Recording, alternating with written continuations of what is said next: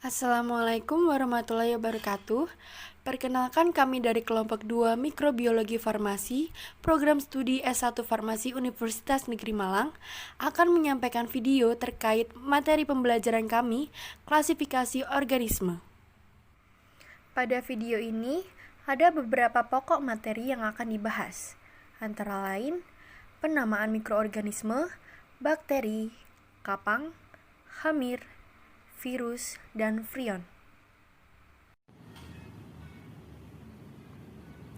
Pada akhir abad ke-19, makhluk hidup hanya dibagi menjadi dua bagian, yaitu plantae dan animalia. Setelah penemuan mikroskop, Reich ketiga, yaitu protista, ditambahkan. Pemeriksaan struktur sel dan sebagainya menyebabkan lahirnya sistem 5 kerajaan, yaitu plantae, animalia, protista, jamur, dan monera oleh R.H. Whittaker pada tahun 1969. Dua kerajaan lagi, yaitu virus dan prion, melengkapi sistem 7 kerajaan. Meski banyak pakar yang menyisihkan, namun virus dan prion tetap diakui sebagai mikroorganisme tanpa struktur seluler. Mikroorganisme yang penting dalam bidang pangan adalah kopang dan kamir yang tergolong ke dalam kerajaan fungi serta bakteri yang termasuk monera. Mikroorganisme di mana bentuk-bentuk kehidupan yang lain selalu diberi nama berdasarkan nomenklatur sistem biner. Tujuan utama suatu nama ialah untuk memberi cara pengacuan suatu mikroorganisme, namun bukan untuk memeriksanya. Setiap organisme ditandai dengan nama genus dan epitet spesies, atau berasal dari bahasa Latin atau dilatinkan. Nama genus selalu ditulis dengan huruf besar dan epitet spesies selalu ditulis dengan huruf kecil. Kedua komponen tersebut disebut dengan nama ilmiah genus dan epitet spesies dan selalu dicetak miring. Misalnya, Neisseria gonorrhoeae, yaitu bakteri yang menyebabkan penyakit gonorea.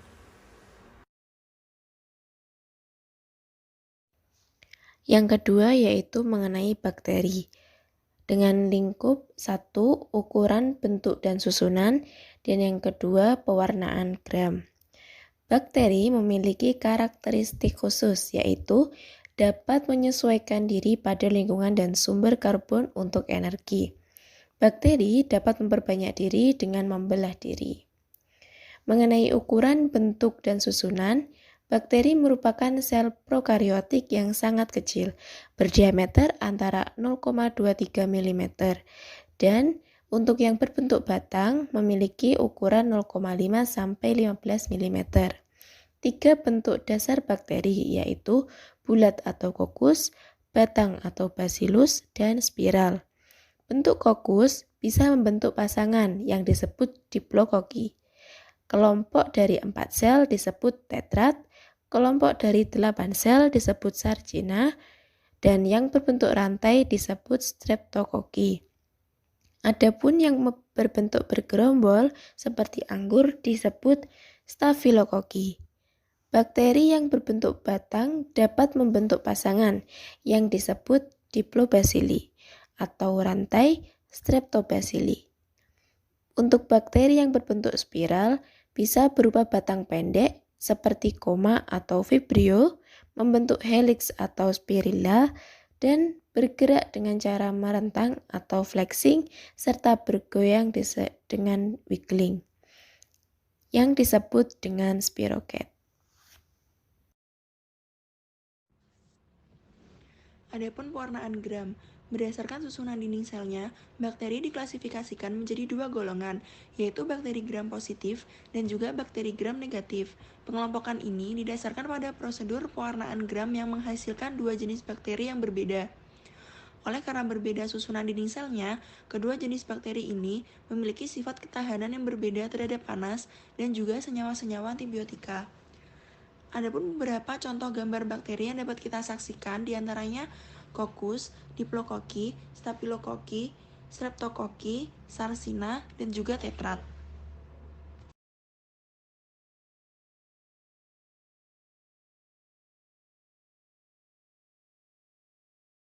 Ketiga ialah pembentukan endospora. Bakteri dari genus Bacillus Clostridium, Desulfotomaculum, spora lactobacillus, dan spora sarsina dapat membentuk endospora. Endospora itu apa sih? Endospora adalah spora yang terbentuk di dalam sel bakteri, sangat refraktil, dan sangat tahan terhadap panas serta ultraviolet dan kekeringan. Dalam bidang mikrobiologi pangan, dua genus terpenting yang menghasilkan endospora adalah Bacillus dan Clostridium.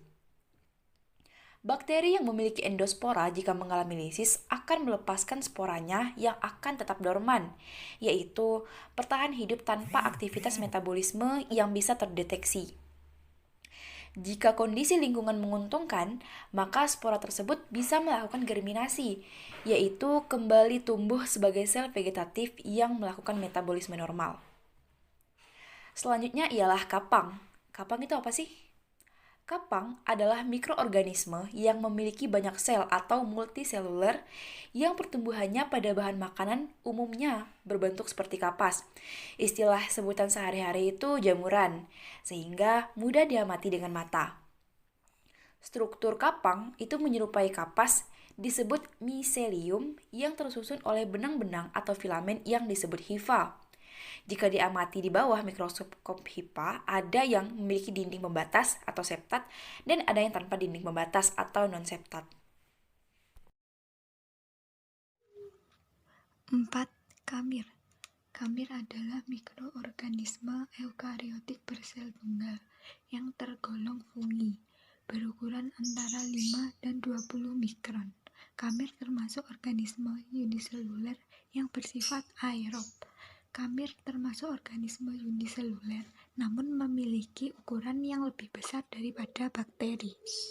Kamir tersebar luas di alam, ada yang menguntungkan dan merugikan bagi manusia. Yang menguntungkan yaitu untuk pembuatan roti, bir, wine, vinegar, dan sebagainya. Dan ada pula yang merugikan, yaitu merusak sauerkraut, jus buah, sirup, molase, dan madu. Bentuk kamir bervariasi, yang bisa dilihat pada gambar. Ada bulat, oval, silinder, oginal, trianguler, botol, apikulat, dan pseudomycelium. Dan strukturnya.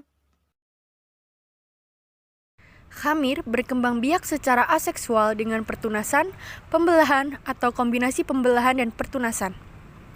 Selain itu, beberapa kamir juga dapat membentuk spora seksual ascospora. Karena itu digolongkan ke dalam kelas Asomycetes. Beberapa jenis kamir yang tidak bisa membentuk ascospora tergolong dalam fungi imperfecti. Yang kelima adalah virus. Di sini kelompok kami akan menjelaskan tentang 1. Ukuran, 2. Replikasi. Pertama-tama, kita akan menjelaskan tentang apa itu virus.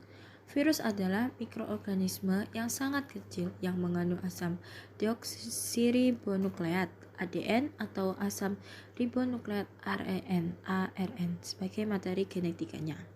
Tetapi tidak mampu melakukan metabolisme sendiri. Oleh karena itu, virus disebut sebagai parasit obligat karena terkandung dari makhluk hidup lain untuk mereproduksinya. Semua virus yang bisa ditularkan melalui makanan bersifat merugikan dan dapat menyebabkan penyakit. Virus ditularkan dalam bentuk partikel yang iner. Nah, ini pertama ukurannya. Partikel virus berukuran 25-250 nm. Virus yang diisolasi dari bahan pangan umumnya berukuran antara 25-30 nm. Replikasi. Replikasi virus merupakan proses penggandaan virus. Proses replikasi virus semenjak menempel pada sel inang sampai terbentuknya virus yang baru melibatkan siklus litik dan siklus lisogenik. Virus hanya dapat bereproduksi atau replikasi dalam sel hidup atau jaringan hidup lain. Virus hanya dapat berkembang biak jika ia berada pada jaringan sel inang yang hidup. Proses yang terjadi di dalam sel inang ini meliputi penempelan dan penetrasi. Sintesis protein dari ARN atau ADN yang dikandungnya. Perakitan dan pembentukan virus dewasa di dalam sel inang dan pelepasan dari tubuh inang. Selanjutnya, prion. Apa itu prion? Prion adalah protein yang ditemukan sebagai serabut dalam otak hewan yang telah mati oleh penyakit scrapie pada kambing. Prion atau PRP juga mengakibatkan penyakit sapi gila sehingga bisa terdapat pada daging sapi. Sifat prion sangat tahan panas dan tahan enzim pemecah protein, maka prion bisa bertahan pada daging olahan. Sekian yang dapat kelompok kami sampaikan. Apabila ada kesalahan kata, kami mohon maaf. Terima kasih telah menonton.